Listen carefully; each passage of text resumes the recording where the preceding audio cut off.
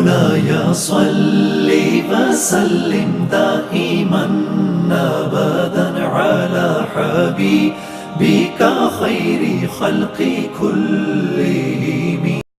بسم اللہ الرحمن الرحیم. السلام علیکم. الجابر چینل پر ہم آپ کو خوش آمدید کہتے ہیں. حیوانات قرآنی کے سلسلہ میں ایک اور ویڈیو کے ساتھ آپ کے سامنے حاضر ہیں. اس سے پہلے تمام دوستوں سے گزارش ہے کہ ہمارے چینل کو سبسکرائب کر لیں تاکہ ہم اس طرح کی معلوماتی ویڈیو آپ کے لیے لاتے رہیں، اور ویڈیو پسند آنے کی صورت میں اسے لائک اور شیئر ضرور کریں. شکریہ. آج کی ویڈیو میں ہم آپ کو بعیر یعنی اونٹ کے متعلق بتائیں گے.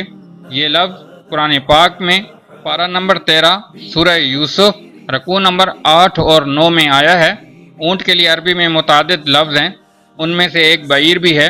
قرآن مجید میں یہ لفظ 2 بار آیا ہے اور دونوں مرتبہ حضرت یوسف علیہ السلام کے قصہ میں ہے اور بار برداری کے سلسلہ میں آیا ہے.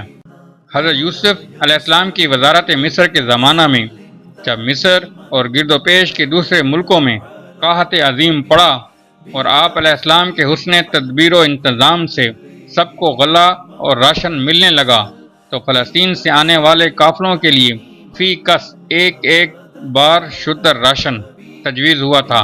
چنانچہ فرزندان یعقوب جب اپنے دوبارہ سفر مصر کے وقت اپنے چھوٹے بھائی بن یامین کو اپنے ساتھ لانا چاہتے تھے تو اپنے والد سے کہتے ہیں کہ ہم اپنے بھائی کی حفاظت کریں گے اور ایک بار شتر غلہ اور لے آئیں گے.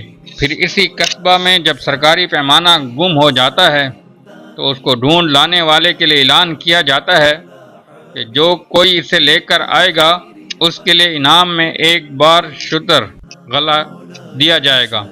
عرب کی طرح عراق، شام، مصر اور فلسطین میں بھی اونٹ سواری کے علاوہ دوسرے کاموں، خاص طور پر بار برداری کے بھی کام آتا ہے.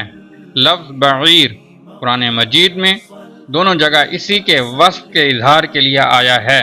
اونٹ کے لیے پہلے ایک ویڈیو ہم الابل کے نام سے بنا چکے ہیں اور آگے بھی اونٹ کا ذکر الجمل اور ناقہ کے بیان میں آئے گا انشاءاللہ.